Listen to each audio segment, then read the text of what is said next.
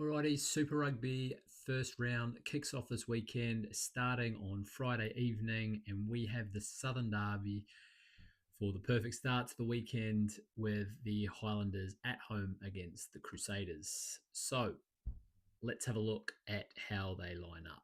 So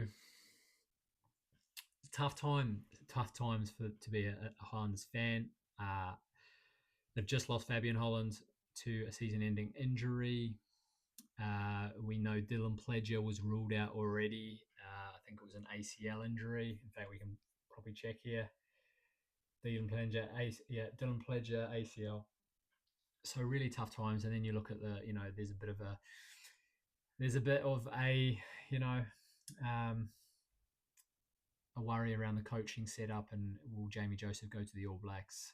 So not ideal start for the Highlanders, but they do have some fairly solid amount of talent and some really exciting youngsters coming through. I really do hope they have a good season and we can see some of these guys showcase their skills. And anyway, starting with the front row, you got Ethan de Groot, tried and tested All Black prop.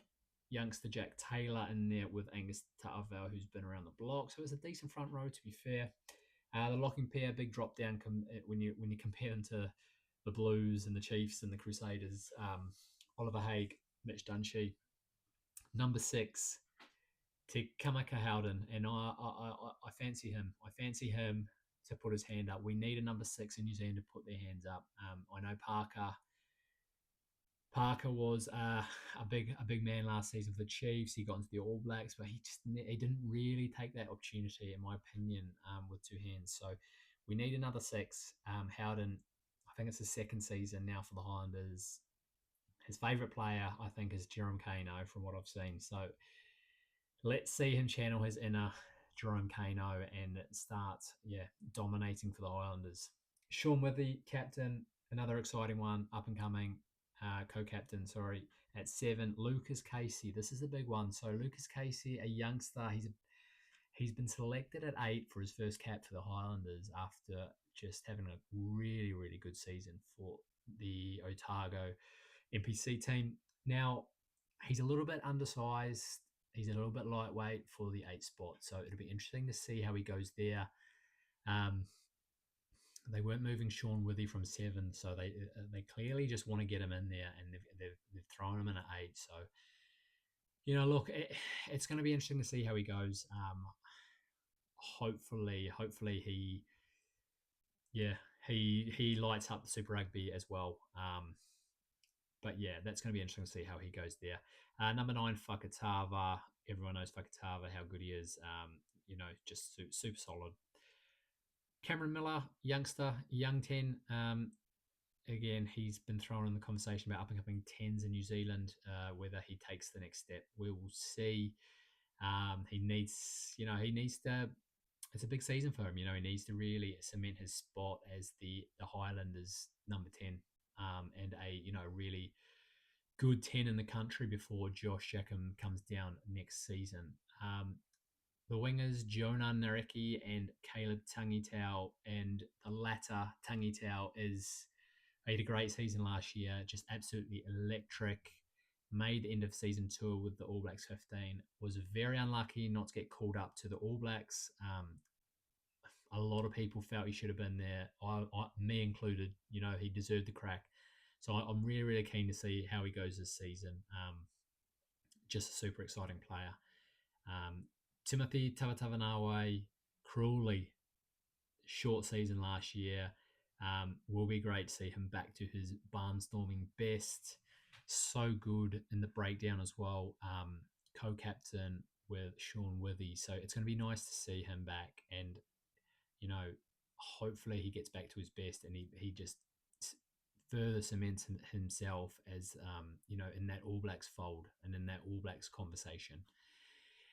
And then the fullback is Jacob Ratamatavuki Neatkins. And in a similar vein to Caleb Tangitau, super exciting. When you think of the Highlanders, when I think of the Highlanders, I think of Caleb Tangitau and Ratamatavuki Neatkins, because these two guys are, they're going to take they have the potential to just carve teams apart. And young, exciting players, this is who needs to be pushed through and to get in, a shot on the international stage. These are the guys we need coming through because that is what New Zealand's lacking at the moment. We've had a very stagnant backline for years now, and we need some of these guys coming through. So I'm really, really keen, and I'll be watching them super closely. Just to see how they go. So yeah, that is the Highlanders team. It's not too bad. It really is not too bad. And on their day, they could probably take a few teams by surprise. It's just going to be, again, maybe similar to the Blues. First game of the season, maybe they can give the Crusaders a run for their money. Let's just have a quick look at the bench. There's not too many players of note. That's no disrespect to anyone. It's just, out of All Black names and household Super Rugby names, there's not too much going on. Josh Bartlett, Will Stoddard, Pasatoa, Talea. So yeah, we'll see. We'll see how they're going to go. Xavier Tito Harris was a bit of a loss. He is an exciting player for them, and also Stanley Solomon, who's come down from Wellington, and he is a very exciting winger. So yeah, let's move our attention now to the Crusaders. And as always, the Crusaders have a very, very strong team. Their front row is pretty young. Finlay Brewis and Seb Calder as the props. But George Bell did crack the All Blacks last season. He didn't have a great time of it, in my opinion, but he's a solid Super Rugby performer. Shalfoon and Hannah in the locking duo. Well, Shalfoon's not too young these days, but it's a good duo. And Hannah is an up and coming young lock in New Zealand. Dom Gardner, another up and coming six. Ethan Blackadder, we know how good he is, and as always with Ethan Blackadder, the question remains: can he stay fit? And this is the big thing with him is he is so injury prone, and yeah, you just love to see him in the All Blacks, but you can't have that sort of a injury history with an All Black. Like you can't just be putting him in for a game or two here and then he misses 5 and then throwing him back in for a game when he's fit again. It's just, he needs a good run of injury-free games. Christian Leo Willie at 8 off the back of a season in which he made the All Blacks as well. Solid performer. Noah Hotham at 9. He is the preferred backup option to Cam Roigard in the All Blacks. He was under Scott Robinson. We'll see how that goes, if he still is, but I expect a big season from him. Rivers Rayhana, this is going to be really interesting, and not just the battle of the tens in New Zealand, but the battles in Christchurch, because we have Rivers Rayhana and Taha Kemara, who will be fighting each other for the 10 jersey at the Crusaders. Kimara had a bad injury last season, so it was largely Rivers Rayhana's jersey, and he basically led them to a title, didn't he? He was the 10 that they won, and he was the 10. That's why he's starting the season in the 10 jersey. You can't just go in and replace him with Kimara.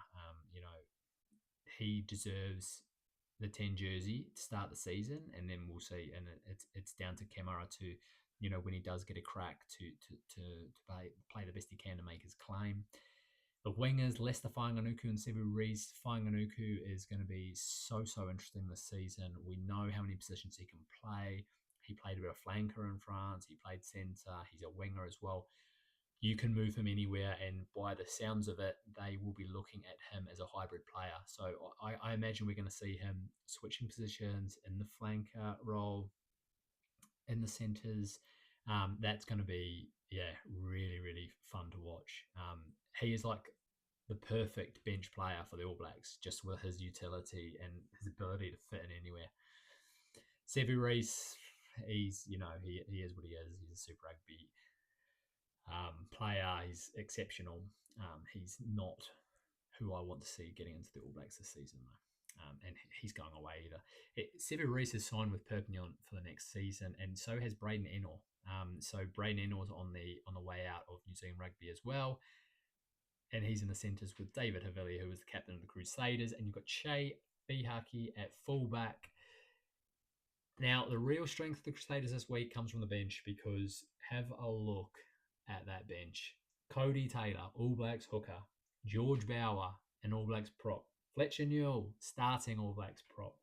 Taylor Cahill, Corey Callow, big future ahead of this fella. Really, really strong. Loose forward, going to be exciting to see how he goes. Kyle Preston is an All Black 9, didn't get much of a shot, but he is well in the conversation. Taha Kemara, as I spoke about, could see a bit of a run at 10, and obviously Will Jordan, the All Blacks fullback. So yeah, they when they unload the bench after halftime, expect don't expect a decrease in performance. They're still going to be out there. And then you look at who they've got injured. Macca Springer out for a few weeks. Cullen Grace. So Liam Jack. Yeah, there's a few guys on the bench there. They're without Scott Barrett for the season because he's on sabbatical, but that is a hugely scary team. So yeah, who am I thinking this weekend? Well, yeah, you got to put it down for the Crusaders, don't you? As I said, first game of the year, anything could happen, but the Crusaders, yeah, that's all there is to say, really. The Crusaders.